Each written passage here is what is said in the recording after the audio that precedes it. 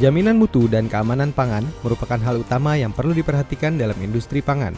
Pengolahan bahan baku makanan yang tidak aman dapat mengakibatkan kerugian bagi konsumen.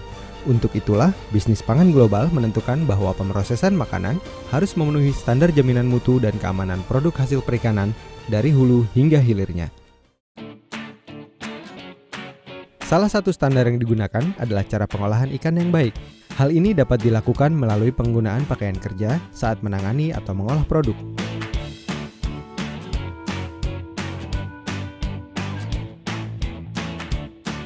Agar terjamin kebersihannya, pakaian kerja harus dicuci setiap hari oleh perusahaan. Yang penting berikutnya adalah mencuci tangan dengan baik dan benar. Pada prinsipnya, cara mencuci tangan yang baik adalah dengan membasahi kedua telapak tangan setinggi pertengahan lengan memakai air yang mengalir.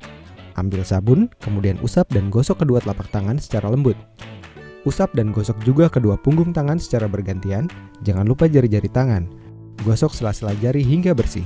Bersihkan ujung jari secara bergantian dengan mengatupkan, gosok dan putar kedua ibu jari secara bergantian, letakkan ujung jari ke telapak tangan kemudian gosok perlahan. Bersihkan kedua pergelangan tangan secara bergantian dengan cara memutar, kemudian diakhiri dengan membilas seluruh bagian tangan dengan air yang mengalir, lalu keringkan. GMP bertujuan untuk memastikan mutu produk, pengendalian keamanan produk perikanan, serta meminimalisir kontaminasi.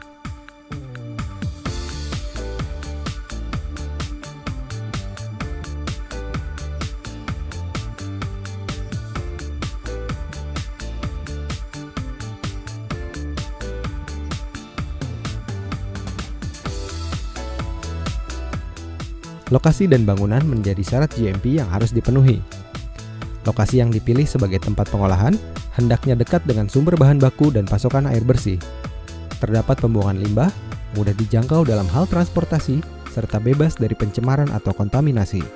Sedangkan untuk bangunan, semua sarana dan prasarana yang dimilikinya haruslah mengacu pada syarat umum GMP, yaitu mudah dibersihkan dan dipelihara sesuai dengan syarat teknik dan higien makanan yang diproduksi. Agar mutu dan tingkat keamanan pangan dapat dijaga, setiap UPI harus memperhatikan syarat GMP tentang tata ruang. Syarat bangunan lainnya adalah ketentuan mengenai ruangan-ruangan yang harus terpisah. Aspek bangunan lain yang juga penting adalah dinding dan lantai.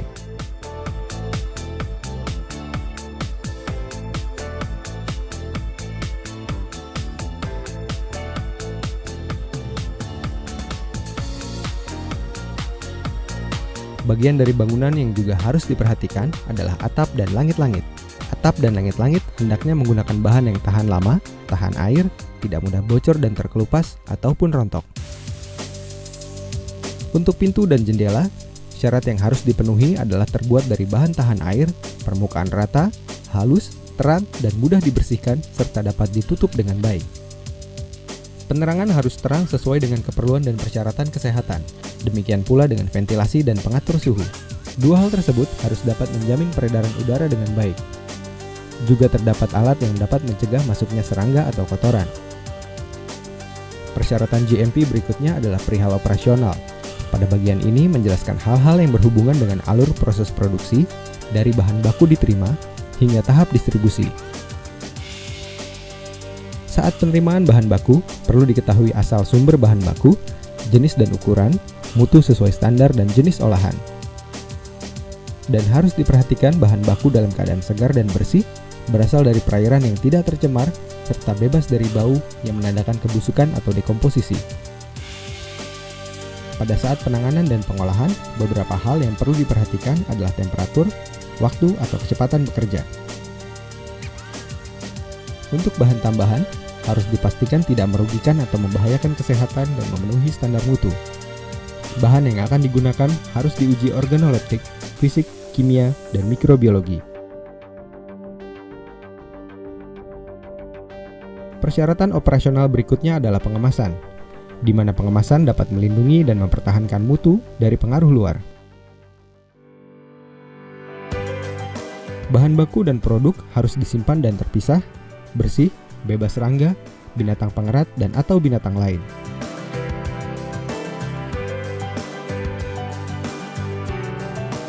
Persyaratan operasional yang terakhir adalah distribusi, di mana distribusi untuk produk kering harus dibedakan dengan produk basah.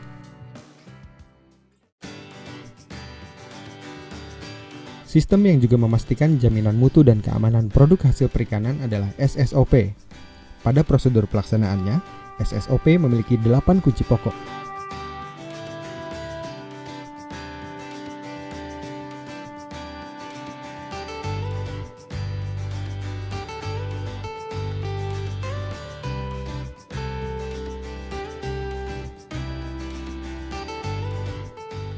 Yang pertama adalah keamanan air dan es, di mana air dan es harus memenuhi standar, minimal tidak berbau, tidak berwarna, dan tidak berasa. Air berasal dari sumber yang tidak berbahaya. Saluran pipa air dirancang agar tidak terjadi kontaminasi silang dengan air kotor. Selanjutnya, kondisi dan kebersihan permukaan yang kontak dengan bahan baku dan produk harus bebas dari lubang dan celah, serta tidak menyerap air berkarat, beracun, maupun menyebabkan kontaminasi, serta memiliki bentuk yang memudahkan aliran air. Hindarilah materi kayu dan besi sebagai media permukaan kontak dengan produk. Kunci pokok SSOP yang ketiga adalah pencegahan kontaminasi silang. Selanjutnya yang menjadi syarat SSOP adalah fasilitas sanitasi. Untuk sarana penyediaan air misalnya, dipastikan harus tersedia sumber air dan tempat persediaan air. Berikutnya adalah kelengkapan sarana toilet. Toilet tidak boleh menghadap langsung ke ruang pengolahan. Jumlah toilet harus sesuai dengan jumlah karyawan dan memiliki bak cuci tangan. Sarana cuci tangan harus dilengkapi dengan air mengalir, dilengkapi sabun, alat pengering, dan tempat sampah, serta jumlahnya sesuai dengan jumlah karyawan. Kunci pokok kelima SSOP adalah semua bahan kimia, pembersih, dan saniter harus diberi label dengan jelas, serta digunakan sesuai dengan persyaratan dan petunjuk yang dipersyaratkan. Bahan-bahan tersebut sebaiknya disimpan di ruang khusus dan terpisah dengan ruang penyimpanan atau pengolahan produk. Dalam penggunaannya pun harus ditunjuk petugas yang khusus bertanggung jawab dalam penanganan bahan kimia. Selanjutnya adalah pelabelan, penyimpanan, dan penggunaan bahan kimia yang benar. Tujuannya adalah untuk menjamin identitas bahan kimia tersebut sehingga mencegah terjadinya kontaminasi produk. Bahan kimia dan bahan berbahaya diberi label yang jelas dan disimpan secara terpisah dalam ruang khusus. Bahan-bahan ini digunakan sesuai dengan jumlah yang dipersyaratkan dan dilengkapi dengan tanda yang dipersyaratkan. Selain itu, kondisi kesehatan personel pun perlu dimonitor. Hal ini diperlukan untuk meminimalisir kontaminasi mikrobiologi dari personil yang sakit, luka, atau kondisi serupa lainnya.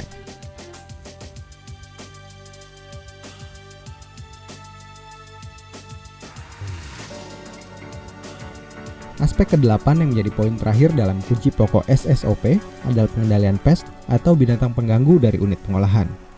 Dengan menerapkan cara pengolahan ikan yang baik, produk yang aman, bermutu, dan berdaya saing dapat terwujud.